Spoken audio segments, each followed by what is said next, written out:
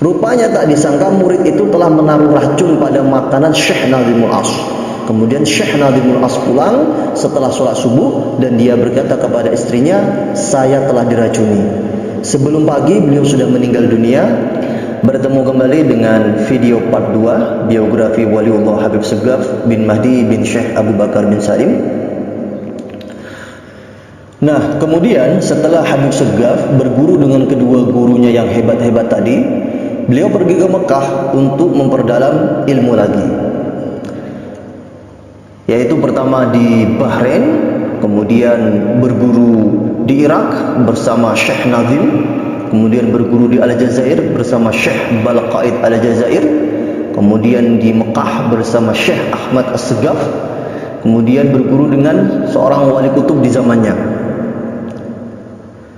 Nah, perlu dicatat, adapun Habib Segaf itu belajar sampai di Bahrain, Irak, di Aljazair, kemudian di Mekah itu atas perintah guru-gurunya. Awal mulanya niatnya belajar di Mekah. Cuman karena gurunya yang di Bahrain bertitah, kamu tidak boleh masuk tanah Mekah karena ilmumu masih kurang, yaitu usulul fiqh. Akhirnya Habib Segaf muda belajar di luar negeri. Guru pertamanya yaitu yang di Bahrain, kemudian di Irak, Aljazair, dan di Mekah. Nah, Habib Segaf ini mengelilingi negeri-negeri tersebut itu dilakukan tanpa paspor. Karena paspornya sudah dirobek oleh guru pertamanya yaitu Syekh yang di Bahrain. Dalam berbagai dokumentasi, Waliullah Habib Segaf tidak menyebutkan siapa nama Syekh tersebut yang berada di Bahrain. Dan itu merupakan salah satu karomah daripada gurunya. Jangan dihukumi secara fikih syariat dulu ya. Selanjutnya, berguru dengan Syekh di Bahrain. Proses pertemuannya ketika abadi dalam bis. Ada seorang syekh tiba-tiba menepuk bahu Habib Segaf seraya bertitah, "Anta Segaf bin Mahdi bin Idrus," sampai menyebutkan silsilahnya Habib Segaf kepada Rasulullah SAW. Nah, Habib Segaf heran. Tentu heranlah, orang nggak pernah ketemu sama sekali sebelumnya. Lalu ia pun membawa Habib Segaf muda ke Bahrain. Selama belajar di Bahrain, ia diberikan ruangan kecil untuk membaca kitab. Namun gurunya itu sangat keras. Bahkan ketika Habib Segaf muda sedang asyik-asyik membaca kitab, ia dipukul, bahkan dilempar botol hingga pecah, sampai mukanya dijahit. Anehnya, setiap dirinya itu mau kabur, ada suara, "Jangan lari." Setelah 6 bulan, ia pun disuruh kembali ke Mekah untuk berguru dengan seseorang. Nah, ini yang menyebabkan menurut hemat kami, Waliullah Habib Segaf tidak pernah menyebutkan nama guru tersebut di dalam berbagai dokumentasi video. Berbeda dengan guru-guru yang akan kita sampaikan selanjutnya. Selanjutnya, beliau berguru dengan Syekh Nadhimul As. Nah, waktu itu beliau duduk di Babu Salam. Tiba-tiba datang seseorang yang mengetuk pundaknya seraya mengatakan nama Habib Segaf muda beserta silsilahnya sampai Rasulullah SAW. Ini sama seperti guru yang di Bahrain tadi. Proses pertemuannya, "Anta Segaf bin Mahdi bin Idrus bin sampai Rasulullah SAW. Nah, siapa beliau itu? Beliau adalah Syekh Nadhimul As. Nah, Habib Segaf pun muda terkejut karena tidak pernah ketemu dengan orang tersebut sebelumnya. Lalu guru tersebut mengangkat Habib Segaf muda sebagai muridnya. Selama berguru dengan guru tersebut, Habib Segaf melakukan riyadhah dengan hanya memakan 3 biji kurma dan segelas air putih. Ia pun selalu melihat karomah dari gurunya, yaitu Syekh Nadhimul As, itu selalu tiba-tiba menghilang lenyap di depan matanya. Itu dilakukan setiap selesai sholat qiyamul lail 8 rakaat dan ditambah dengan witir. Nah, jadi ketika mau salam ke kiri, itu melihat gurunya sudah nggak ada lagi. Nah, ini adalah salah satu karamah daripada Waliullah Syekh Nadhimul As. Ya. Selanjutnya ia dibawa ke Irak dengan naik pesawat tanpa tiket dan paspor. Ini dengan karamah gurunya. Selama belajar di Irak, Habib Segaf itu bukan disuruh belajar, tapi hanya disuruh duduk di pintu masjid. Nah, dan di setiap selesai sholat subuh, gurunya itu hanya melihat wajahnya, karena guru tersebut adalah Syekh Nadhar, yaitu seorang guru yang mampu mengajarkan ilmu kepada muridnya hanya dengan memandang saja. Nah ini beliau, yaitu Syekh Nadhimul As, salah seorang Syekh Nadhar. Nah setelah 9 bulan belajar dengan guru tersebut, Habib Segaf disuruh kembali ke Mekah. Nah Syekh Nadhimul As ini dilahirkan pada tahun 1920 di Hawijah, Kirkuk, Irak. Pada waktu itu di bawah kekuasaan dinasti Utsmani. Beliau adalah seorang guru besar tarikat Sufiyah di Irak. Beliau wafat pada tahun 1983. Nah, berikut admin ceritakan sekelumit kisah wafatnya Waliullah Syekh Nadhimul As. Nah, pada tahun 1983 itu ada seorang mahasiswa sains Mesir mendatangi beliau. Nah, apa tujuannya? Tujuan daripada mahasiswa tersebut adalah ingin menimba ilmu dengan Syekh Nadhimul As selama 6 bulan. Nah, ketika bulan Ramadan tiba, Syekh Nadhim bertemu dengan muridnya tersebut. Kemudian makan sahur bareng muridnya itu. Rupanya tak disangka murid itu telah menaruh racun pada makanan Syekh Nadhimul As. Kemudian Syekh Nadhimul As pulang setelah sholat subuh dan dia berkata kepada istrinya, "Saya telah diracuni." Sebelum pagi beliau sudah meninggal dunia, tepatnya pada tanggal 11 Juni 1983. Nah, sehingga dalam beberapa artikel tulisan tentang beliau itu ditulis dengan Asy-Syahid Syekh Nadhimul As, yaitu orang yang meninggal di jalan Allah Subhanahu wa taala. Saya tidak bisa bayangkan ya, betapa kurang ajarnya murid yang meracuni gurunya ini. Udah diberi ilmu selama 6 bulan malah diracuni. Astagfirullah, astagfirullah. Kita berlindung dari perbuatan tersebut ya. Amin, amin, Allahumma amin. Nah, berikut admin akan tampilkan suara daripada Syekh Nadhimul As.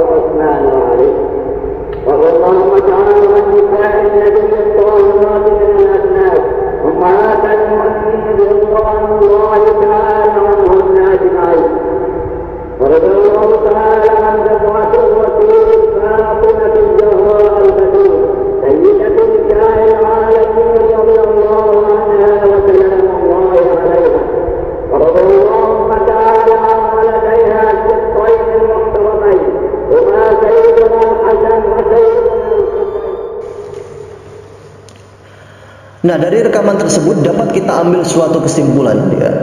Syekh Nadhimul As ini memang salah seorang singa podium selain seorang guru besar sufi terkemuka di Irak ketika itu. Pernah suatu ketika Syekh Nadhim ini di masa Presiden Saddam Hussein, beliau dihadiahi kendaraan pribadi Saddam Hussein. Namun beliau mengatakan kepada utusan tersebut, nah ini simak perkataan beliau, "In kanat al-markabah min mal Saddam asy-syakhsi fa innani aqbalaha, wa in kanat min mal al-aramil wal aitam fa'arfudha wa ana a'lamu anna Saddam la yamliku malan." Jika kendaraan ini dari uang pribadi Saddam, maka saya terima, dan jika itu dari uang janda dan anak yatim, maka saya menolaknya, dan saya tahu bahwa Saddam tidak punya uang. Nah, ini membuktikan beliau adalah seorang wali yang sangat zuhud terhadap dunia, berhati-hati daripada memakai barang-barang syubhat, apalagi memakannya. Nah, selanjutnya beliau berguru kepada Syekh Muhammad Balqaid yang di Aljazair. Syekh Muhammad Balqaid ini lahir pada tahun 1911. Beliau bermadhabkan Maliki. Beliau adalah pendiri daripada Tariqah Hibriyah Dzaqawiyah Syadiliyah, cabang daripada Tariqah Syadiliyah. Beliau wafat pada 22 Agustus 1998. Nah, proses pertemuan Habib Segaf dengan Syekh Muhammad Balqaid ini sama seperti guru-guru sebelumnya. Beliau ditepuk bahunya, kemudian disebutkan nama dan silsilahnya, Anta Segaf bin Mahdi bin Idrus bin sampai Rasulullah sallallahu alaihi wasallam. Nah, Habib Segaf itu disuruh ikut ke Aljazair, dan itu dilakukan tanpa tiket dan paspor. Nah, ia pun bersama gurunya di Aljazair tersebut, yaitu Syekh Muhammad Balqaid, itu selama 6 bulan. Nah, beliau Habib Segaf itu belajar dengan Syekh Muhammad Balqaid tanpa kitab. Artinya apa? Habib Segaf itu belajar dengan Syekh Muhammad Balqaid hanya pandang memandang. Jadi Syekh Muhammad Balqaid itu hanya melihat wajah Habib Segaf terus selama 6 bulan. Setelah itu selesai. Itu adalah belajarnya Habib Segaf dengan Syekh Muhammad Balqaid. Karena Syekh Muhammad Balqaid ini adalah salah satu daripada Syekh Nadar, yaitu seorang guru yang mampu mentransfer ilmunya kepada muridnya hanya dengan pandang memandang. Nah, setelah 6 bulan, beliau Habib Segaf disuruh kembali ke Mekah untuk berguru lagi dengan seseorang. Nah, beliau Syekh Muhammad Balqaid ini adalah sahib sholawat Syajaratul Nuqud, yaitu sholawat pohon uang. Jadi sebelum Habib Segaf itu meninggalkan Aljazair, Syekh Muhammad Balqaid itu tahu bahwasanya kelak nanti Habib Segaf akan menjadi ulama besar dan memiliki santri yang banyak, sehingga tanggungannya juga banyak. Dan itu terbukti daripada kalam Syekh Muhammad Balqaid, benar-benar bahwasanya Habib Segaf itu menjadi seorang ulama besar, kemudian beliau mendirikan pesantren, kemudian santrinya puluhan ribu, dan itu gratis. Bahkan setiap hari Habib Segaf itu memberikan makan kepada santrinya kurang lebih 15.000, dan itu 3 kali sehari. Subhanallah. Nah, bagaimana bunyi bacaan sholawat Syajaratul Nuqud? Yaitu bunyi sholawatnya Allahumma sholli ala Sayyidina Muhammad wa ala ahli Sayyidina Muhammad. Dibaca 400 kali setelah sholat Isya. Bukti hebatnya sholawat tersebut, sampai sekarang ponpes Habib Segaf yang di Bogor gratis tanpa biaya untuk ribuan santri. Selanjutnya, selain guru daripada Habib Segaf, Syekh Muhammad Balqaid ini juga guru daripada Syekh Mutawalli Asy-Sya'rawi dan Sayyid Muhammad Al-Maliki Al-Hasani. Jadi Syekh Muhammad Balqaid ini bisa disimpulkan bahwasanya beliau ini adalah maha guru para wali di masanya.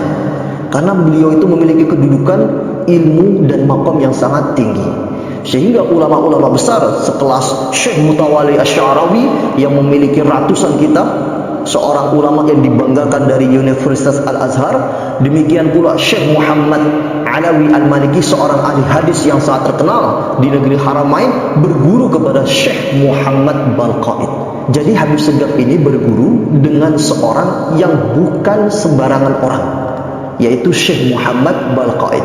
Dan perlu antum ketahui bahwasanya Syekh Muhammad Balqaid ini adalah seorang keturunan Rasulullah SAW juga, yaitu beliau dari marga Al-Hasani, sebagaimana keturunan daripada Syekh Muhammad Alawi Al-Maliki Al-Hasani.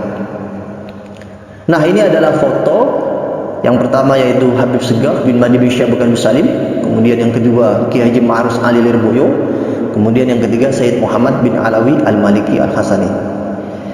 Di sini 2 murid kesayangan daripada Syekh Muhammad Balqaid sedang berkumpul bersilaturahmi di kediaman Ki Haji Ma'ruf Ali Lirboyo. Nah, kemudian berguru dengan Syekh Ahmad As-Segaf di Mekah. Nah, begini kisahnya. Setelah beliau 7 hari di Mekah, ia pun ditemui oleh seorang guru bernama Syekh Ahmad As-Segaf. Namun tidak seperti guru-guru sebelumnya yang menyebutkan silsilah Habib Segaf. Tadi guru sebelumnya yaitu yang di Bahrain, kemudian yang di Irak, kemudian yang di Aljazair. Itu proses bertemunya Habib Segaf dengan guru tersebut menyebutkan silsilah Habib Segaf. Sekalipun guru tersebut belum pernah bertemu, tapi bisa menyebutkan silsilah Habib Segaf. Sedangkan ketika Habib Segaf berguru dengan Syekh Ahmad As-Segaf di Mekah, ini berbeda. Nah, setelah ditemui, Habib Segaf itu dibawa ke tempat tinggalnya di suatu gedung lantai 4 dengan kamar kecil ukuran 2 kali 3 meter. Selama berguru dengan guru tersebut, Habib Segaf diperlihatkan berbagai karomah yang dimiliki oleh guru tersebut. Nah, seperti teko kecil yang mampu mengisi 50 cangkir, bahkan tidak lebih. Setelah itu ia juga memperlihatkan peti kosong, namun menyimpan segala yang ada di dunia.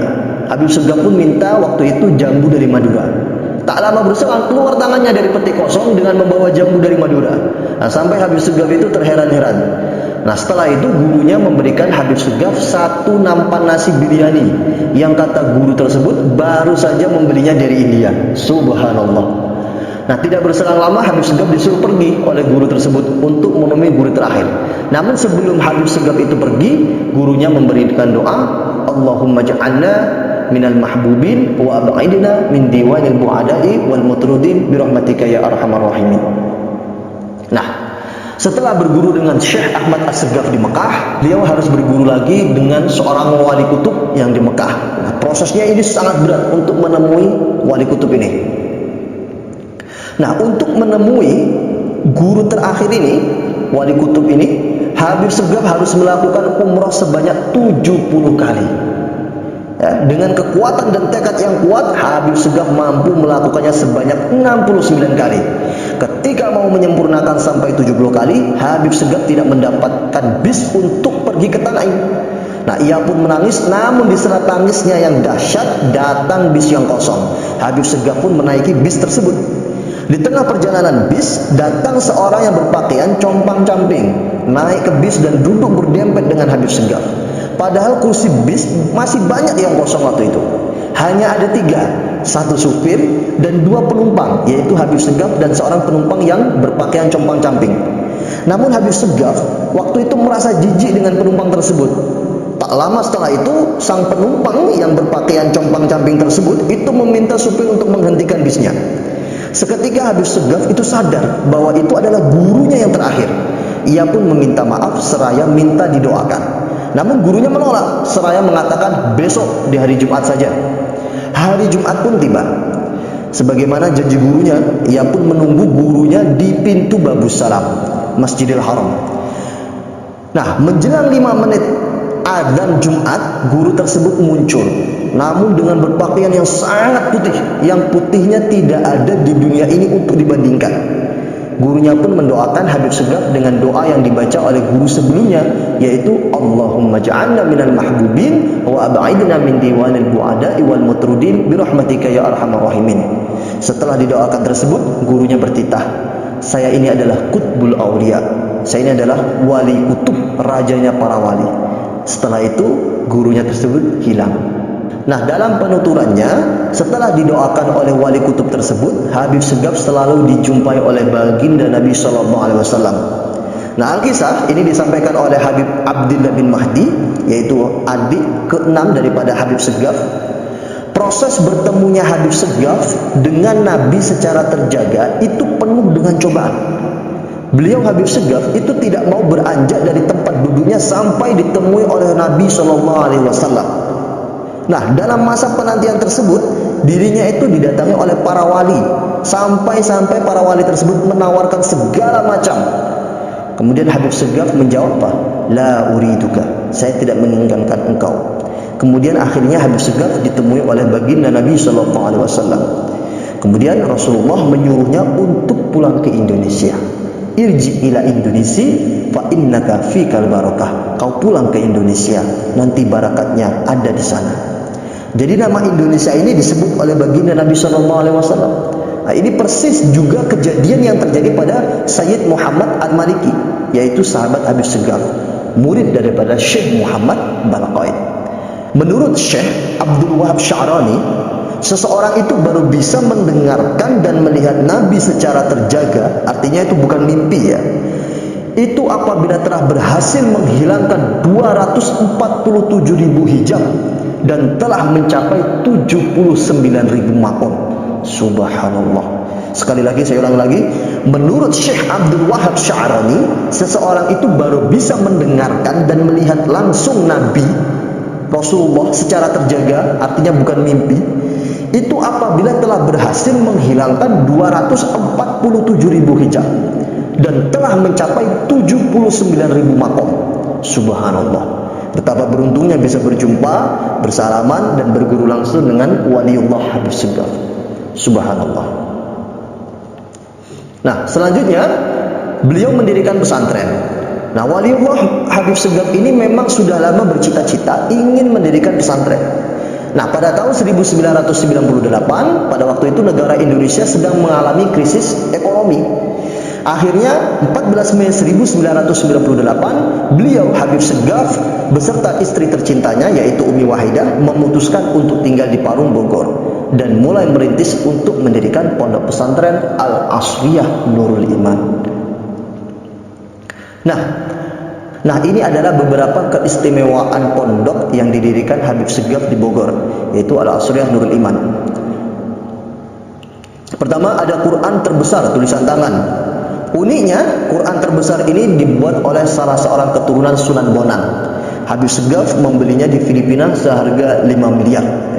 Hanya kepada beliau pewaris Quran terbesar tulisan tangan tersebut bersedia menjualnya, yaitu kepada Waliullah Habib Segaf. Artinya apa? Quran terbesar ini sempat ditawar oleh banyak orang, namun pewaris daripada Quran terbesar ini hanya bersedia menjual kepada Waliullah Habib Segaf. Subhanallah. Selanjutnya ada juga Quran cetakan terberat. Nah, proses pembuatannya ini melibatkan 7 orang, ya, dan itu dilakukan dalam keadaan berpuasa. Ya, subhanallah. Ini dicetak di atas lempengan tembaga. Ya. Nah, banyak yang ingin membeli karya unik ini seharga puluhan ribu dolar, namun ditolak oleh pihak yayasan. Kemudian keistimewaan selanjutnya yaitu sampai sekarang gratis tanpa biaya. Makan 3 kali sehari, tinggal belajar yang sungguh-sungguh. Bahkan Habib Segaf itu telah bertitah, guru saya bertitah, Segaf, santri kamu akan jadi 2. Kalau tidak kaya raya akan jadi alim besar, tapi syaratnya harus taat. Dan sudah terbukti santri beliau juara nasional baca kitab. Banyak yang hafal Quran, bahkan ada yang sampai menghafal Qurannya itu dengan nomor ayatnya juga. Begitu juga Alfiyah dan Zubat. Nah, admin sendiri waktu itu menghafalkan Quran juga di sana. Alhamdulillah selesai dan diwisuda pada tahun 2012 oleh Umi Wahidah. Nah, Habib Segaf itu menghabiskan hidupnya dengan dakwah dan praktek, ya, sehingga meninggalkan banyak rekaman-rekaman dan beberapa ceramahnya viral di medsos, ya. Di antara peninggalan berupa tulisan adalah wirid setelah sholat berjamaah, yang mana diamalkan oleh santri-santri beliau dimanapun berada, dan itu dibaca dengan sangat keras, sehingga kalian yang pertama kali datang ke pondok beliau yang di Bogor akan merasa terkagum-kagum, ya, dengan zikir santri Habib Segaf bin Mahdi bin Syekh Abu Bakar bin Salim. Subhanallah. Nah, Waliullah Habib Segaf bin Mahdi bin Syekh Abu Bakar bin Salim ini wafat pada hari Jumat, sebagaimana beliau pernah bertitah bahwasanya beliau akan wafat pada hari Jumat, tepatnya 12 November tahun 2010 atau 5 Dzulhijjah 1431 Hijriah pada pukul 9.15 WIB. Innalillahi wa inna ilaihi raji'un. Nah, ini adalah makbarah Waliullah Habib Segaf bin Mahdi bin Syekh Abu Bakar bin Salim. Makbarahnya tidak pernah sepi, sering santri-santri maupun tamu-tamu itu membaca Al-Quran di sekitar makom. Ya, demikianlah yang dapat admin sampaikan terkait dengan biografi Wali Besar Al-Habib Segaf bin Mahdi bin Syekh Abu Bakar bin Salim. Mudah-mudahan kelak kita dikumpulkan bersama beliau, bersama baginda Nabi sallallahu alaihi wasallam. Amin amin ya rabbal alamin.